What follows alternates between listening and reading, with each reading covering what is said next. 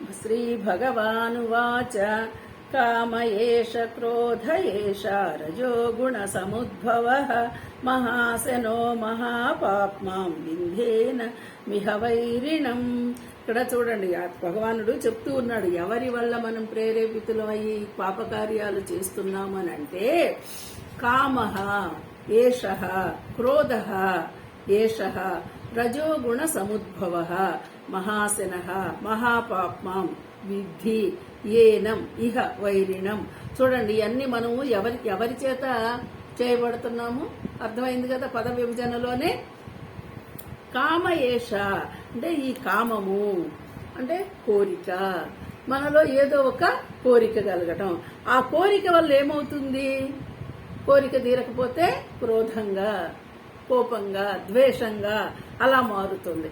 అదేముంది, ఎంత మహాశన ఎంత తిన్నను ఇంకా తృప్తి లేని. చూడండి, కోపం వచ్చిన వాడికి ఎంత తీర్చుకున్నా ఇంకా వాడికి మిగిలే ఉంటుంది ఆ కోపం, ఆ ద్వేషం. చూడండి, ఒక్కసారి ద్వేషం కలిగితే, కోపం కలిగితే దాన్ని ఎంతవరకు మీరు తీసేయగలుగుతున్నారు? ఇంకా ఏ మూల ఒక మూల కాస్త మిగులుతానే ఉంటుంది. అది ఎలాంటిది చెప్తున్నాడు? మహాశన అంటే ఎంత తిన్నను తృప్తి లేని తిండిపోతూ. ఎంత తిన్నా కూడా నాలుగు చూడండి, రుచులు పెడుతూ ఉంటే ఇంకా ఇంకా కావాలనే అంటది. పొట్ట అయితే వద్దంటుంది కానీ నాలుగు మాత్రం వద్దనదు.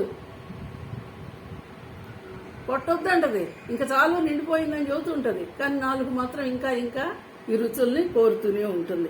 అలాగే మహాపాప మిక్కిలి పాపిష్టిది ఇహ ఈ విషయమున ఏ దీనిని వైరిన శత్రువుగా. అంటే ఇక్కడ చూడండి, మనకు ఉన్నటువంటి కామము క్రోధము ఈ రెండు విషయాలే ఇక్కడ చెప్తున్నారు. ఇంకా కొన్ని ఉన్నాయి, మళ్ళీ నెక్స్ట్ మనకు చెప్తూ వస్తారు. ఇప్పుడు ఈ కామము క్రోధము అనేవి ఒక కోరిక కలగటము, ఆ కోరిక ద్వారా మనకు ఒక ద్వేషం పెరగడం. ఈ రెండు ఎలాంటివి? మహా తిండిపోతు లాంటివి. ఎంత తిన్నా కూడా ఇంకా తినాలనిపించే తిండిపోతు లాంటివి. అంటే ఎంత తీర్చుకున్నా ఇంకా అవి మిగిలే ఉంటున్నాయి. మరి ఈ విషయంలో ఏది శత్రువు ఎవరు? దీనిని ఎలా శత్రువుగా భావిస్తున్నావు నువ్వు? శత్రువుగా భావిస్తే వదిలేస్తావు, కానీ ఈ కామము క్రోధము మనకి శత్రువుల్లాగా కనపట్టల్లా, మన మిత్రుల్లాగా మనతో ఇంకా ఇంకా చేయిస్తున్నాయి. అది ఎలాగంటే రజోగుణము నుండి ఉత్పన్నమగునదే కామము. అంటే ఇప్పుడు మనకి 3 గుణాలు చెప్తున్నాడు కదా, ఈ గుణాల గురించి వివరణ మళ్ళీ తర్వాత వస్తుంది.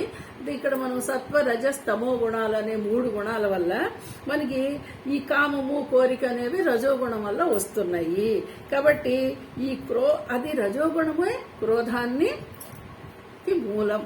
అంటే కోపం నీలో పెరిగింది అంటే రజోగుణంలో ఉన్నట్టు. అంటే ఇది ఎలాగా? భోగాలను అనుభవించడంలో. ఇక్కడ తిండిపోతూ అంటే కేవలం మనమేనా తినే ఆహారంగానే లెక్క కాదు, భోగాలని అనుభవించడము. తిండిపోతులాగానే భోగాలు కూడా ఎంత అనుభవించినా ఇంకా కొత్త భోగాలు అనుభవించాలి. మామూలు కారు ఉంది, మారుతి 800, అబ్బే అదే ఎవడ పనివాళ్ళు కూడా వేసుకోవటం లేదు. మరి ఇప్పుడు ఇంకా ఏం కావాలి?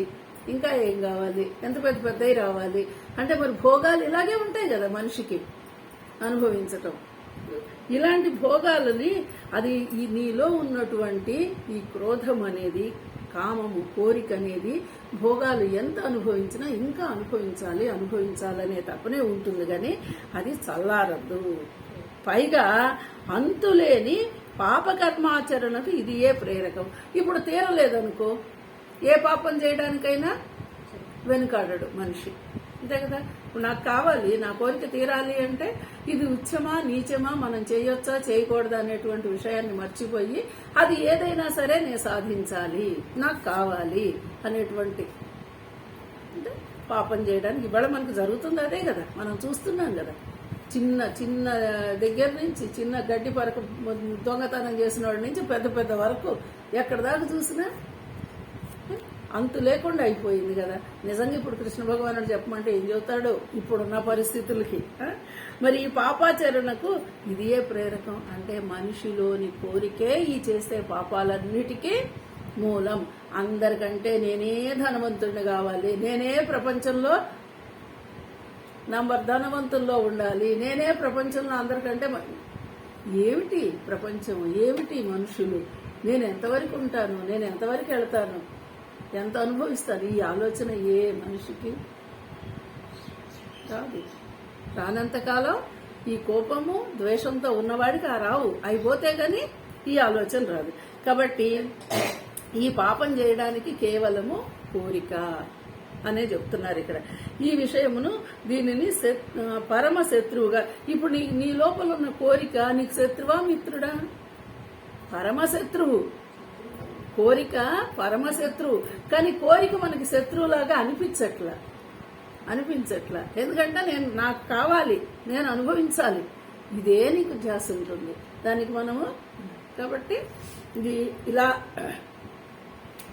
ఎప్పుడైతే నీకు ఈ కామక్రోధాలు అనేటువంటి వాటిని నువ్వు శత్రువులుగా భావించి వాటిని దూరం పెడతావో అప్పుడు నువ్వు పాపము చెయ్యవు అనేసి మనం ఇక్కడ అర్థం చేసుకోవాలి అని కృష్ణ భగవానుడు చెప్తూ ఉన్నాడు. సరే, హరి ఓం. రేపు చూద్దాం.